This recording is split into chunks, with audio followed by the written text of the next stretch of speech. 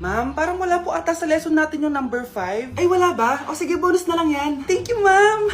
Ma'am, wala po ata sa lesson natin yung number 5. Oh, anong gagawin ko? Puro ko kasi daldalan kaya di mo alam. Ano? Favoritism si ma'am. May sinasabi ka? Ay, wala po. A few moments later. So, ganun lang siya kadali. Ma'am, pwede po pa-excuse? Sumasakit po yung puson ko eh. Sige, punta na lang sa clinic. May gamot doon. Sige po, ma'am. Nagets niyo ba, class? Ma'am, excuse po. Sumasakit po yung puson ko.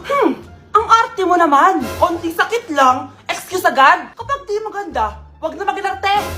Kala mo naman ang ganda ni ma'am. Hello po, ma'am. Sorry po, absent ako kahapon. Nagkalagnat po kasi ako eh. Ganun ba? Sige, excuse na lang kita. Sige po, ma'am. Thank you po. Ma'am, excuse po. Nilagnat po kasi ako kahapon kaya di po ako nakapasok. Naku, tigilan mo ako ha. Walang isang araw na lagnat. Ang sabihin mo, tamad kang pumasok. Ikaw nga, palagi ka nga di pumapasok eh. Anong sabi mo? Totoo naman, ma'am. May favoritism ka. Susumbong kita sa principal. Maniniwala ba ang principal sa'yo? Wala ka namang ebidensya.